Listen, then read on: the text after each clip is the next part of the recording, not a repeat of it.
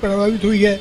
ये बेटा जो है ये थोड़ा नास्तिक है, कम यकीन विश्वास करता है, तो आप एक ऐसा इनको कर दीजिए। 18 तारीख को मैरिज हुई है, बात करा दीजिए हम। ये खड़े हो बेटा, अभी 18 तारीख को शादी हुई है, तो अच्छा माइक लीजिए। राधे राधे गुरुजी। राधे राधे भैया जी, क्या नाम है आपका? योगेश भाटी। तो आप भगवान को नहीं मानते क्या? नहीं, एक्चुअली गुरुजी बात क्या है ना, जो चीज़ मैं सामने देखता हूँ उसको मानता हूँ, सही जो है। चीज़ नहीं देखता उसको नहीं मानता। बिल्कुल बिल्कुल बिल्कुल, आप जो सामने देखेंगे उसको आप मानेंगे जी। जो नहीं देखेंगे उसको आप नहीं मानेंगे जी। तो भगवान को मानते हैं या नहीं? कभी कभार, पर मन से नहीं। कह दिया कि पूजा कर ले, मंदिर चला गया, नहीं तो अपने मन से नहीं जाता। अच्छा अच्छा, तो जो सामने हम देखते हैं वो मान लेते हैं, साइंस भी तो यही कहती है ना। जी। बात ठीक है आपकी, पर कुछ चीज़ें ऐसी होती हैं बेटा जो सामने नहीं दिखती पर माननी पड़ती हैं, जैसे हवा। क्या ऑक्सीजन आप देख पाते हैं? नहीं, महसूस कर सकते हैं। हाँ, जैसे आप महसूस कर सकते हैं ऑक्सीजन को, उसी प्रकार जब भक्ति करेंगे तो ईश्वर भी महसूस होने लग जाएगा। ठीक है, मिश्री को आप देख के नहीं बता सकते कि ये मीठी है कि खट्टी है। स्वाद दिखता नहीं है पर चखने से पता चल जाता है कि मीठी है। नमक दिखता नहीं है कि खारा है पर चखने से पता चलता है कि वो खारा है। कुछ चीज़ें दिखती नहीं है पर खाने पर स्वाद मिलता है ना। उसी प्रकार भगवान दिखता नहीं है पर भक्ति का रस जब जाएगा तो अनुभव होने लग जाएगा। वैसे ही जैसे मिश्री के खाते ही मिठास का अनुभव होता है और नमक के खाते ही खारेपन का अनुभव होता है। तो देखो, हर चीज़ हम ये नहीं कह सकते कि नहीं दिखती तो नहीं है। जैसे कि आपके पिता हैं, ये आपके पिता हैं जी। तो ये आपके पिता हैं, इस बात का आपके पास क्या सबूत है? मैं इनके घर में रहता हूँ, इनका बेटा हूँ, इसलिए सारे डॉक्यूमेंट आईडी सब पापा के नाम पे भी हैं, मेरे नाम पे भी हैं, उसमें फादर नेम ऐड है। हाँ हाँ, सही बोला आपने कि ऐड है, मतलब डॉक्यूमेंट्स जो लिख कहेगा वो मान्य होगा कि नहीं? जी। कागज जो कहेगा मान्य होगा कि नहीं? उसी प्रकार हमारे वेद पुराण सब हजारों साल पहले लिखे गए हैं, वही तो डॉक्यूमेंट्स हमारे जीवन के सबसे बड़े प्रमाण पत्र है। शास्त्र जो कहता है वो हमें मानना है। आपके ये पिता हैं, ये आपको आपकी माँ ने बताया कि ये तुम्हारे पिता हैं। उसी प्रकार शास्त्रों ने बताया कि ईश्वर अनुभव का विषय है, दिखता है। एक बात बताइए, जब आपको चाइनीज भाषा आती है? नहीं आती। तो जब चाइनीज भाषा में आपको कोई कुछ भी लिख कर देगा तो क्या आप उसे पढ़ लेंगे? नहीं, क्योंकि आती नहीं है। उसमें चाहे कोई हमारी स्तुति लिखे या कोई गाली लिखे, क्योंकि हमें तो पढ़ना आता नहीं है, इसलिए हम उसे नहीं पढ़ पाएंगे। उसी तरह लिखा तो है पर चूंकि हमें पढ़ना नहीं आता तो हम नहीं पढ़ पाते। उसी प्रकार ईश्वर तो सब जगह है पर भक्ति की पढ़ाई हमें नहीं आती, इसलिए हम उसको पढ़ नहीं पा रहे हैं। है तो चूँकि हमारी कमी है, हमें चाइना भाषा नहीं आती, हमें संस्कृत नहीं आती तो हम संस्कृत नहीं पढ़ पाते, हमें उर्दू नहीं आती हम उर्दू नहीं पढ़ पाते, इत्यादि। तमिल भाषा, मराठी भाषा, बहुत सारी है, पंजाबी भाषा की भाषा वो पढ़नी पड़ती। और वो कहाँ से आती है? सत्संग से। स्कूल जाएंगे तब ना आपको काखा गाघा या ABCD पढ़ाया जाएगा, उसके बिना तो आपको ज्ञान नहीं होगा ABCD या काखा गाघा का, है ना। उसी तरह जब सत्संग हम जाते हैं तो उसे हमें भक्ति की पाठशाला समझनी चाहिए। यहाँ से हमें ईश्वर का काखा गाघा समझ में आएगा। और आप अपनी जगह सही हैं, आपका तर्क सही है, परंतु ये भी सत्य है कि ईश्वर दिखाने का सब्जेक्ट। क्या आपके शरीर का दर्द आप हमें दिखा सकते हैं? दर्द नहीं, चोट दिखा सकते हैं अगर लगती है तो। चोट दिखा सकते हैं बट दर्द नहीं दिखा सकते। दर्द नहीं दिखता, इससे ये सिद्ध नहीं होता कि दर्द नहीं है।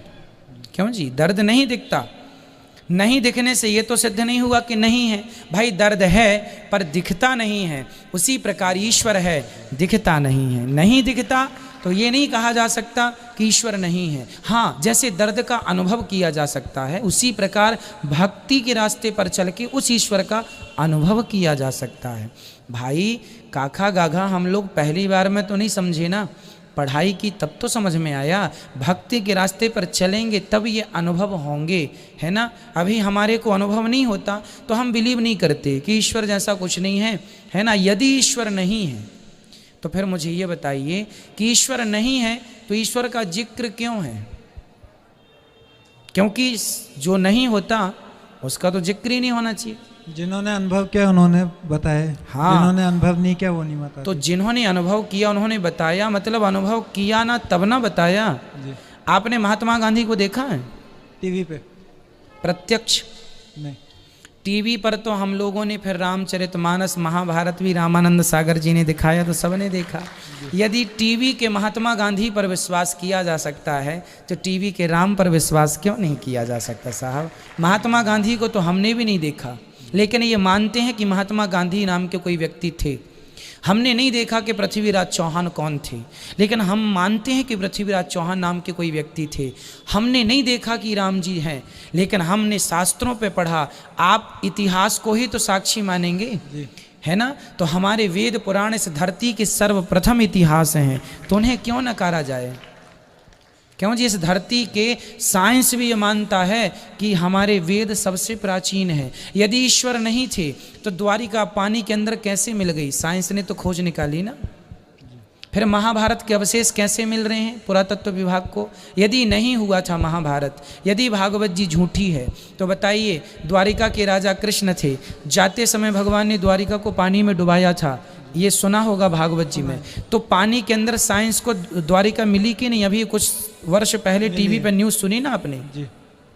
तो ईश्वर यदि नहीं था, भागवत यदि गलत थी, तो फिर अवशेष क्यों प्राप्त हो रहे हैं? तो अवशेष मिल रहे हैं, इसका मतलब है कि सत्य चीज लिखी है जिसके सबूत आज साक्षात प्राप्त हो रहे हैं। इसमें कोई संदेह किंतु परंतु नहीं। अब बताइए, कोई संदेह है ईश्वर पर? नहीं है कोई डाउट आपको? कोई प्रश्न हो तो पूछ लीजिए। फिर भी कोई प्रश्न हो तो पूछिए। ईश्वर से लेके कोई भी प्रश्न हो आपका, निसंकोच पूछिए। हमारा धर्म है कि हम आपको संतुष्ट करें अपने जवाब से। एक सवाल है, 28 साल में मेरे को खुशी कभी नहीं मिली, मतलब खुशी आने से पहले दुख में बदल जाती है। क्यों? तो जो छोटी बहुत आशा रहती है कि हाँ यार ये हो जाए, भगवान ऐसा कर दे, और जब वो बदल जाता है, नहीं होता, दुख होता है, तो पूरी श्रद्धा टूट जाती है। बोलता है यार है ही नहीं, जब भी तो दुख हुआ। देखिए ऐसा है कि आप, एक बार क्या हुआ, एक नाई की दुकान में एक व्यक्ति, नाई ने कहा कि सुनो जी भगवान तो होता ही नहीं है। तो नाई की दुकान के बाहर एक आदमी बोला, सुनो जी नाई तो होता ही नहीं। क्यों नहीं होता नाई? नाई बाहर निकल के आया, मैं नाई हूँ, बोल क्या चाहिए? बोले नाई होता तो मेरी दाढ़ी इतनी बड़ी क्यों होती? नाई तो होता ही नहीं है, होता तो मेरी दाढ़ी इतनी बड़ी ना होती। तो नाई ने कहा भाई साहब नाई तो मैं बैठा हूँ, तुम मेरी दुकान आओगे, शेविंग करवाओगे तब ना तुम्हारी दाढ़ी ठीक करूँगा, है ना? हमें क्या पता कि तुम्हारी दाढ़ी बड़ी हो रही है। उसी प्रकार जैसे नाई की दुकान में जाकर के आपको अपनी शेविंग करानी होती है, उसी प्रकार जब तक सुदामा जी भगवान के दरवाजे नहीं गए तब तक भगवान ने उनकी गरीबी नहीं दूर की। आप आ गए हैं आज बिहारी जी की शरण में, और आज आप कैसे भी करके जुड़ गए हैं। अब से आप जो कहेंगे बिहारी जी वो आपका पूरा करेंगे। परंतु भगवान की भक्ति करना चाहिए, जो वो दें और ना दें इसमें तो इनकी मर्जी है। हमारा जितना पुण्य होता है वो हमें मिल के रहेगा। ईश्वर कृपा करते हैं, कृपा आप पर भी करेंगे। विश्वास आपने किया, अभी तक आपने विश्वास नहीं किया ना, वो कन्फर्म वाला, पक्का वाला। जब करेंगे तब ना फल मिलेगा, करेंगे नहीं विश्वास तो फल कैसे मिलेगा?